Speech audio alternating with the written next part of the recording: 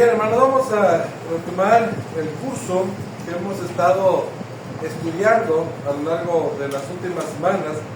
Y pues ya lo saben ustedes, es el libro de Job el que nosotros estamos estudiando en este tiempo.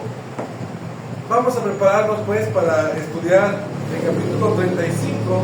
Recuerden que lo que estamos nosotros viendo es el discurso de Eliú. Este es el último de los discursos que vamos nosotros a escuchar hasta que finalmente haga una intervención nuestro Dios. Así que nos quedan un par de capítulos para que esto suceda, pero por ahora vamos a estudiar este capítulo, el capítulo 35.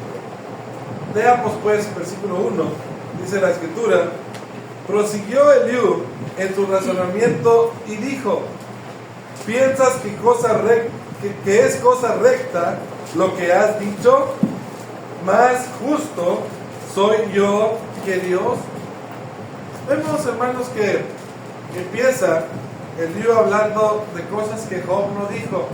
Acuérdense que hemos estado estudiando esto, como hay una distorsión entre lo que uno quiere decir, lo que uno dice y lo que la otra persona termina escuchando, ¿verdad? Esto es así, es el clásico juego del teléfono descompuesto. Uno quiere decir una cosa, pero termina diciendo otra, y la persona que lo termina escuchando otra cosa.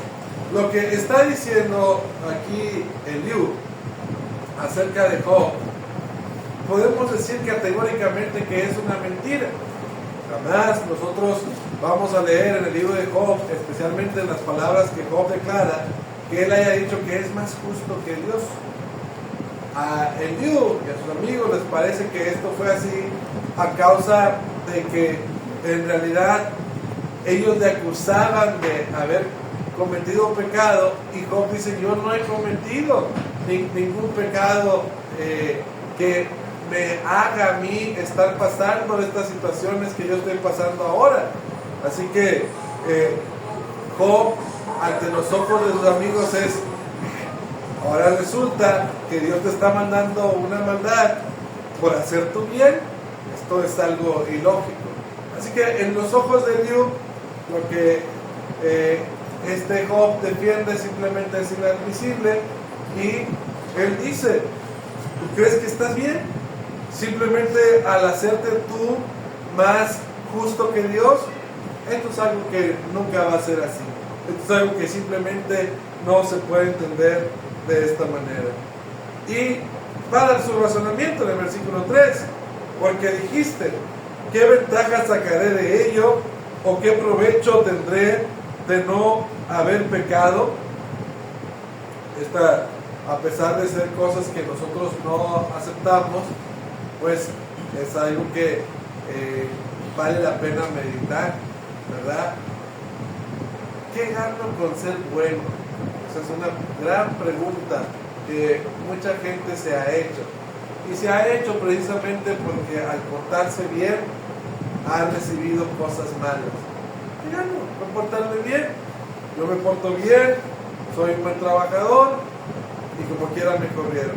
Yo soy un buen trabajador y no me dan el ascenso que yo quiero.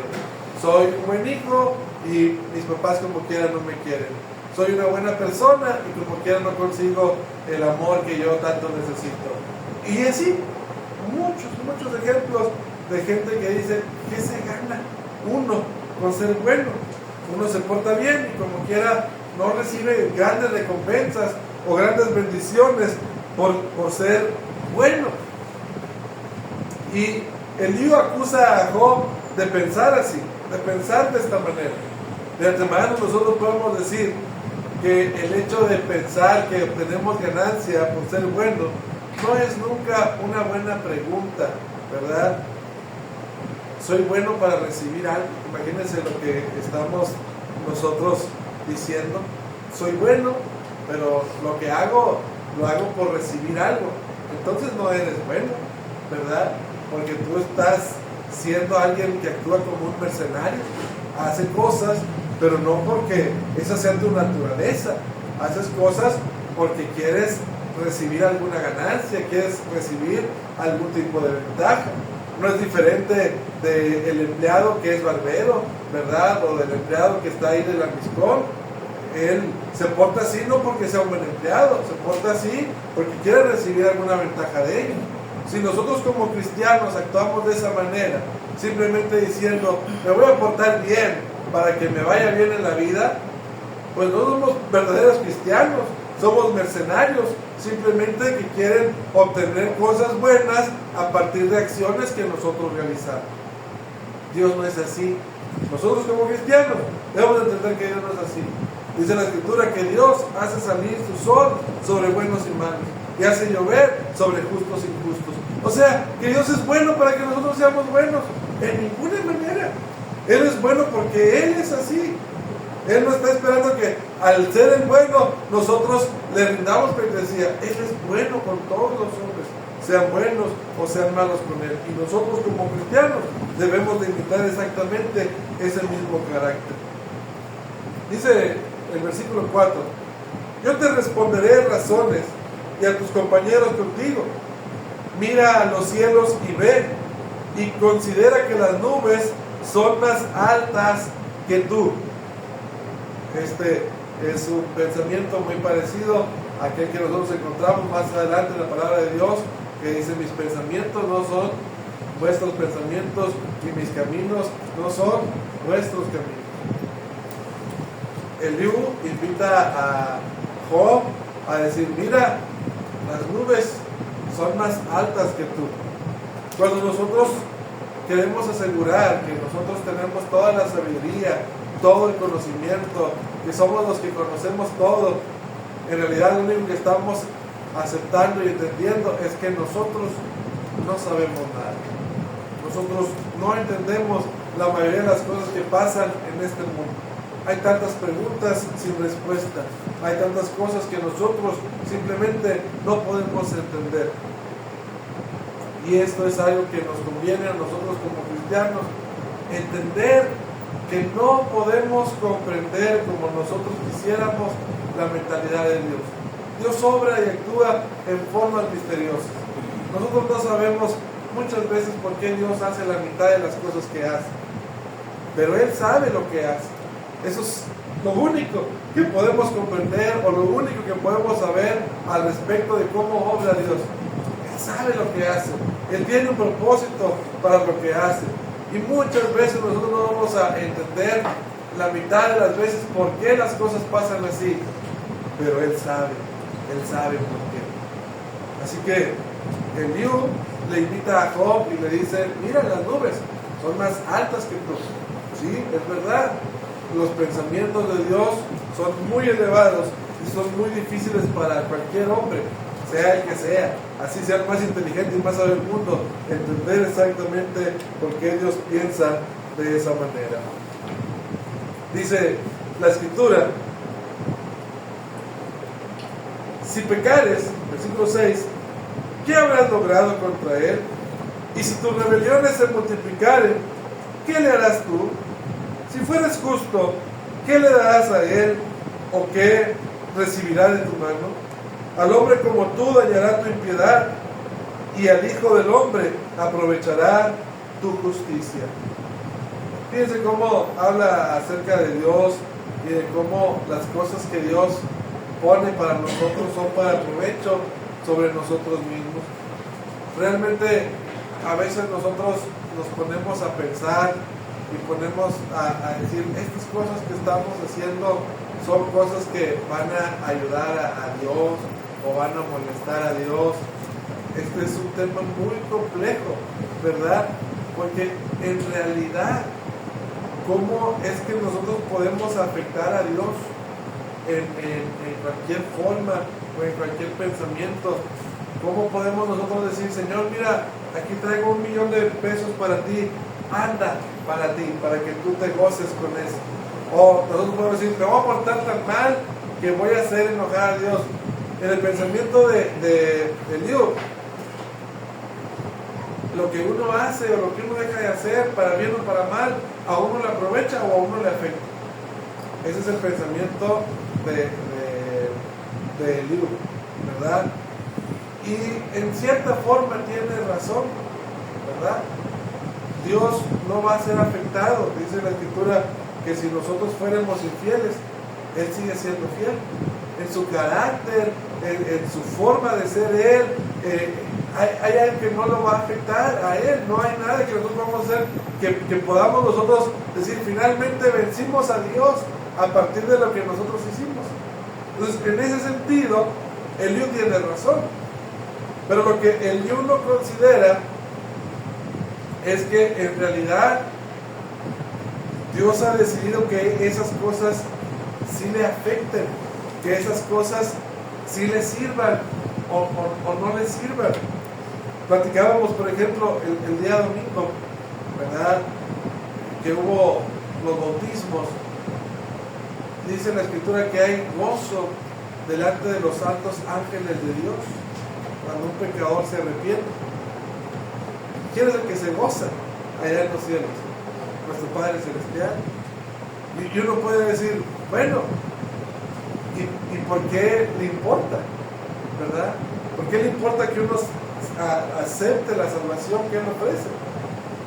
Bueno, porque Él decidió que le importara. ¿Sí? Entonces, por una parte, nosotros sabemos y entendemos que Dios no va a dejar de ser Dios por lo que nosotros hagamos, pero por otro lado, Él ha decidido que cada cosa que nosotros hagamos, Él está cuidando de esas cosas. Él está poniendo atención acerca de esas cosas.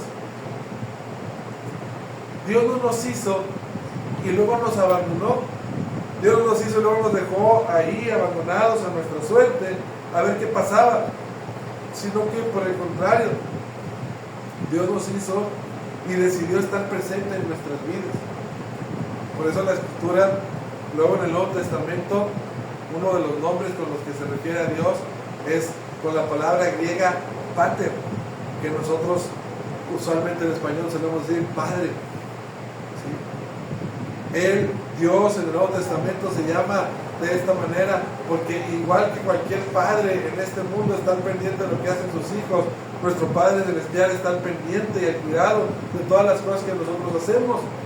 Así que aunque no le afecta directamente en el sentido de que nuestras obras lo hagan ser más Dios o menos Dios, Él ha decidido gozarse a través de nuestras obras o entristecerse a través de nuestras obras.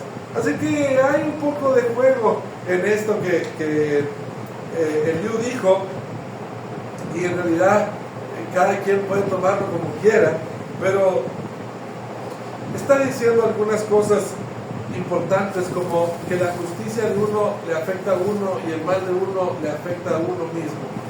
Dice la Escritura que Dios puso entre nosotros el bien y el mal, así que nosotros vamos a escoger lo que queremos.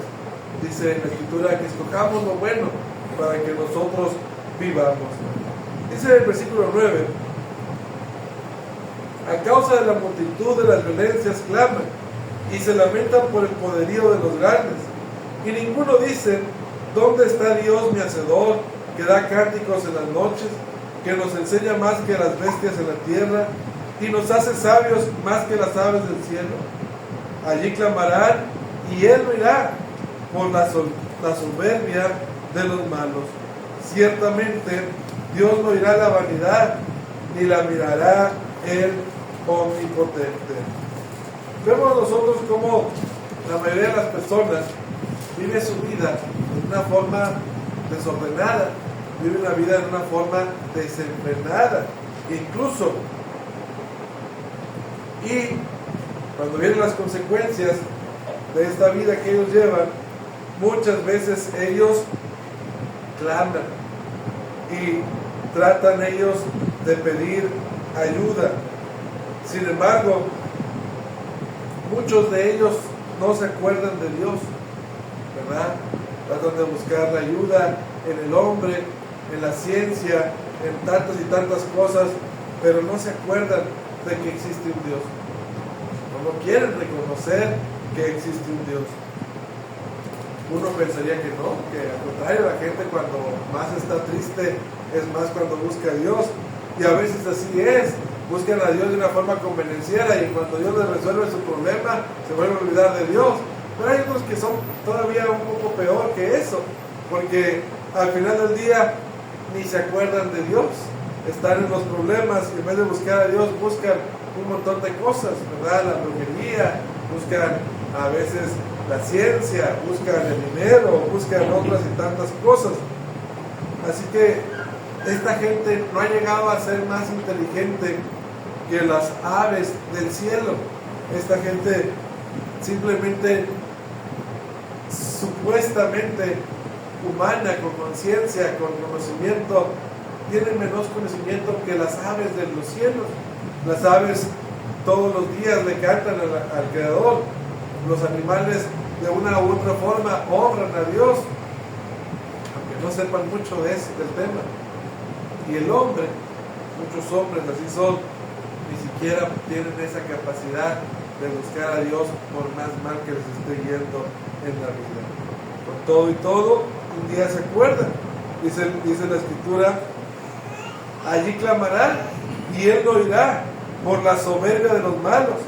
Ciertamente Dios no oirá la vanidad, ni la mirará el omnipotente.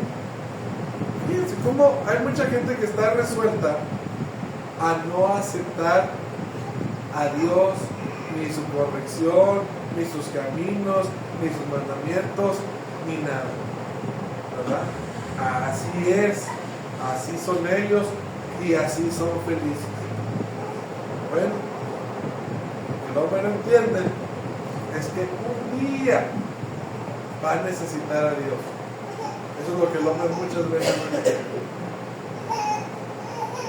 Y cuando lo necesite, dice Dios no lo va a escuchar. La palabra de Dios nos enseña que nosotros tenemos una oportunidad de salvarnos. Y tenemos la oportunidad nosotros de salvarnos mientras nosotros estamos en esta vida. Por eso dice la Escritura, en tiempo aceptable te he oído. He aquí, hoy es el día de salvación. Y la gente muy a menudo brinca este periodo de tiempo que Dios les da. Lo deja pasar, y lo deja pasar, y lo deja pasar. Bueno, es algo que cada quien tiene la capacidad de decidir si quiere o si no quiere aceptar el llamamiento que Dios les hace, las oportunidades que Dios les da. Les llaman por las calles, mira, ven, busca a Dios, acércate a Dios.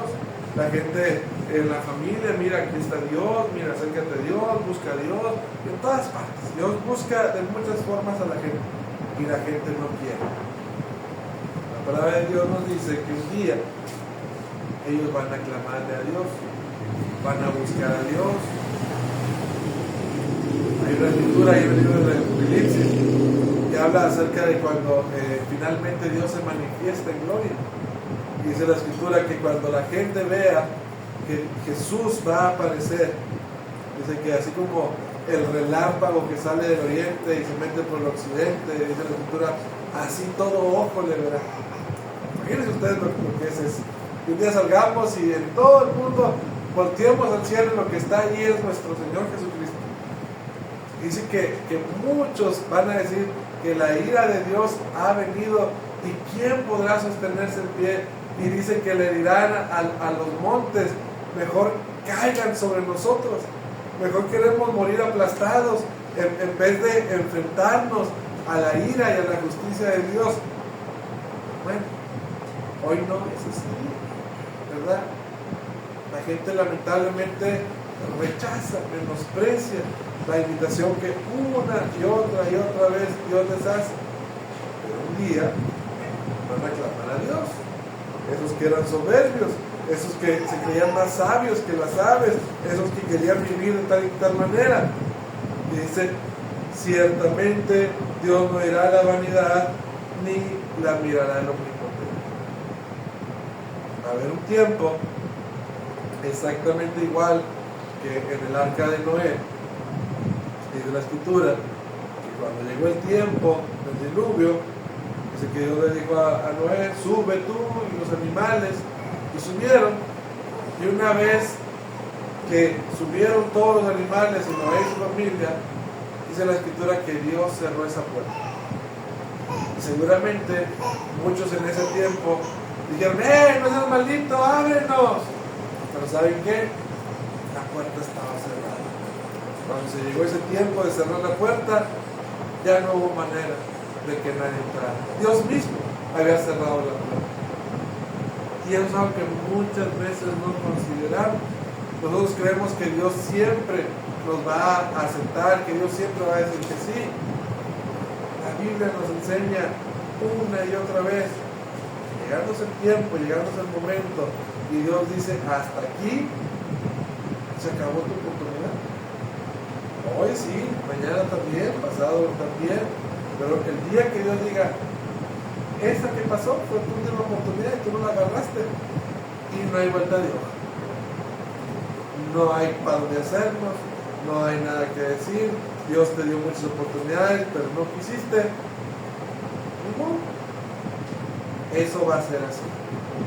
Ojalá que nosotros entendamos eso, porque a veces vivimos voluntariamente ignorando esta verdad que no nos gusta, esta verdad que nos incomoda, pero que todavía sigue siendo verdad.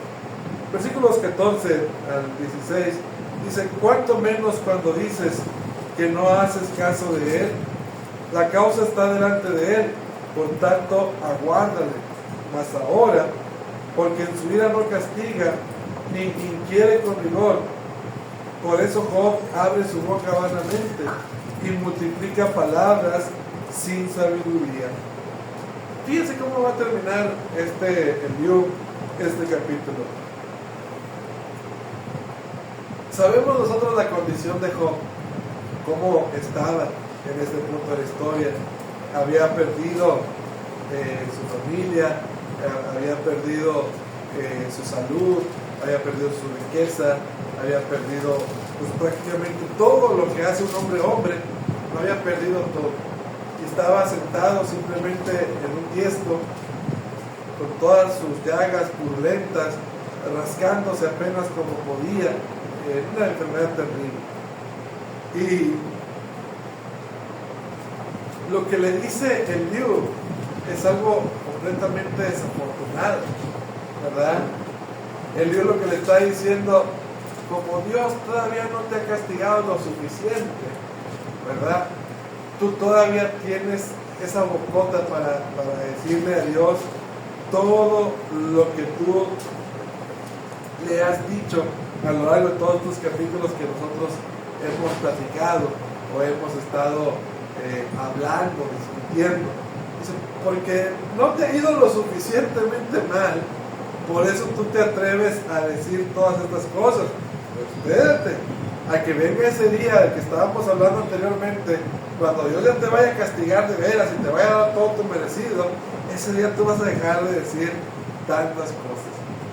Aquí es un tema completamente de insensibilidad, ¿verdad? La sensibilidad que nunca tuvieron los anteriores amigos de Job y que no tiene el Liu tampoco.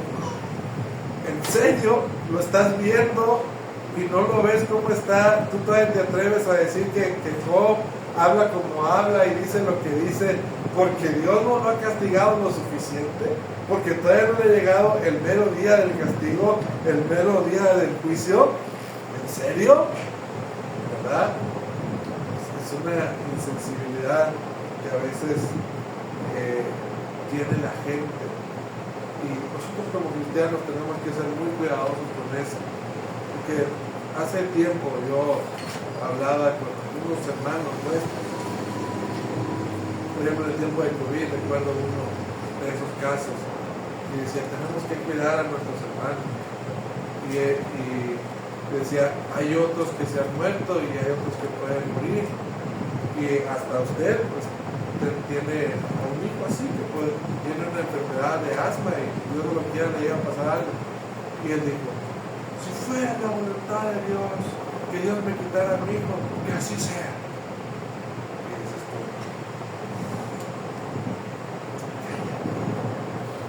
¿verdad?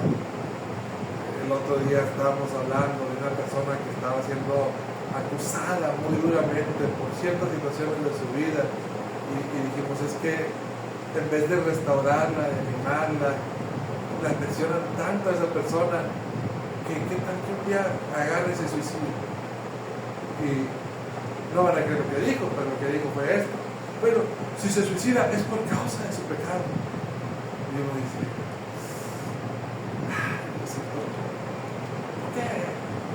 ¿por qué esta gente ensucia tu nombre de esa manera? Es una insensibilidad absoluta, ¿verdad?